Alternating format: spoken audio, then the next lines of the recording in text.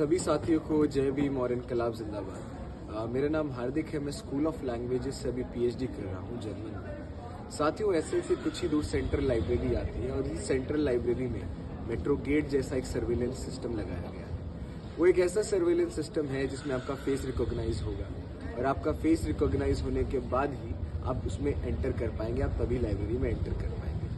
तो साथियों, लाइब्रेरी के तमाम मुद्दे हैं। वहाँ सीटिंग का मुद्दा है, वहाँ फंड कट का मुद्दा है, वहाँ जर्नल ना होने का एक मुद्दा है, उसके अलावा वहाँ एक क्लीन ड्रिंकिंग वाटर ना होने का मुद्दा है, साफ टॉयलेट ना होने का मुद्दा है। ये सब हमारे जो है वो मटेरियल मुद्दे तो हैं ही, लेकिन हमें जो टेक्नोलॉजी की राजनीति है, जो सर्विलेंस की राजनीति है, जो स्कॉलर्स ने सर्विलेंस के ऊपर बात की है और जो सत्ता ने मार पिटाई के साथ साथ जो सर्विलेंस की जो राजनीति अपनाई है उसको भी समझना एक जेएनयू में हम पढ़ते हैं कि इंटेलेक्चुअल तौर पर हमें वो सर्विलेंस समझना भी जरूरी है। सर्विलेंस मॉडल के ऊपर साथियों 1975 में फूको ने एक किताब लिखी थी जिसका किताब का नाम था डिसिप्लिन एंड पनिश।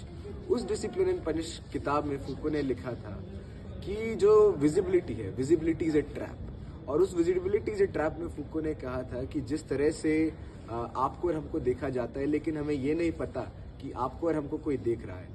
लोग हमें कैमरा के माध्यम से देख रहे हैं, लोग हमें बायोमेट्रिक के माध्यम से हमेशा सर्वाइल कर रहे हैं, लोग हमें तरह तरह के जो टेक्नोलॉजी के मॉडल हैं उनके जरिए हमारे ऊपर नजर रखे हुए हैं। उसी के साथ साथ फूको कहते हैं कि भाई जो सामंती लोग पहले सबके सर पे खड़े होकर लोगों को देखते थे, जो वॉच टावर पे वो जो लोग खड़े होकर देखते थे, उसका जो है वो रिप्लेस कर दिया गया है कैमरा से।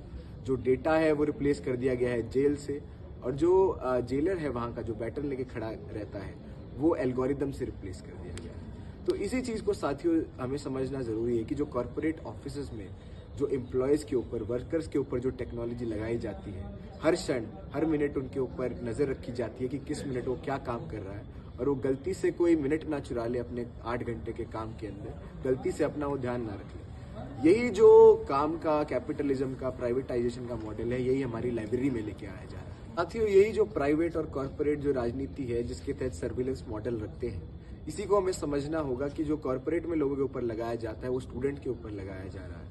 जो एक फ्री हमारा कैंपस है, जहां हमारा एक फ्री मूवमेंट होता है, उस मूवमेंट को रिस्ट्रिक्ट करने के लिए जो है ये मॉडल लगाया जा रहा है। आने वाले समय में यही मॉडल एक्टिविज्म को कर्व करेगा। आने वाले समय में यही जो पॉलिटिकल हम जेएनयू में बातें करते हैं उस चीज को कर्व करेगा कि जब आप पानी का प्रोटेस्ट करेंगे, जब आप लाइब्रेरी के लिए प्रोटेस्ट करेंगे, जब आप एसएल में रीडिंग रूम के लिए प्रोटेस्ट करेंगे, जब आप अपने क्लासरूम में एसी के लिए प्रोटेस्ट करेंगे, आपको आइडेंटिफाई किया जाएगा इस फेस रिकॉग्निशन सिस्टम से।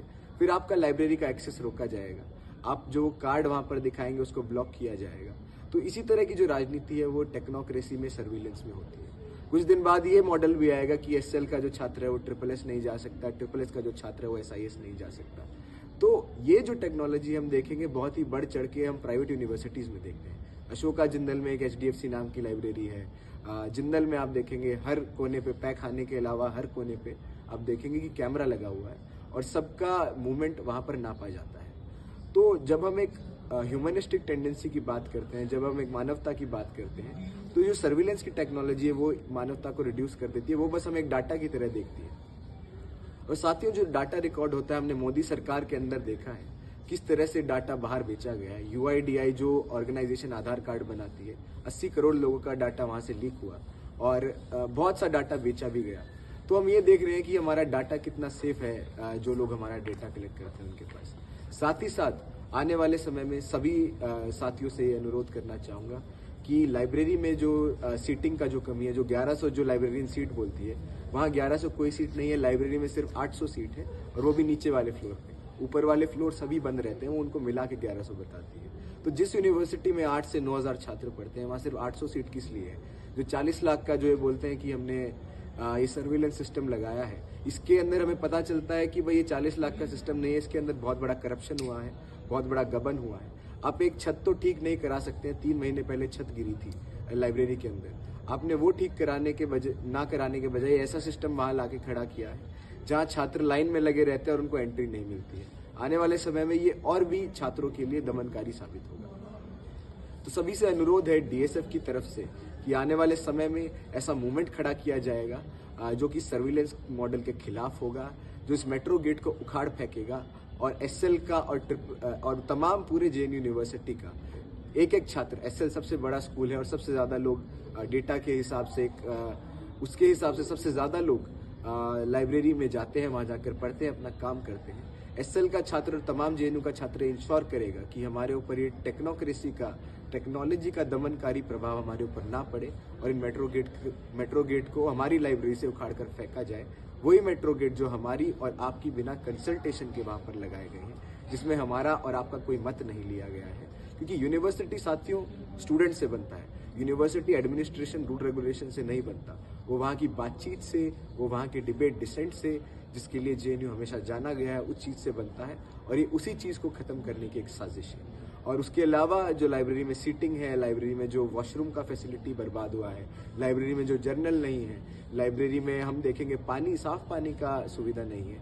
और लाइब्रेरी में जिस तरह से हम देखेंगे कि सेंट्रल लाइब्रेरी, देश की सबसे बड़ी यूनिवर्सिटी का लाइब्रेरी किस तरह जर्जर हालत में है, किस तरह वहाँ धूल जमी हुई है, कोई ऑनलाइन कैटलॉग वहाँ पर नहीं है।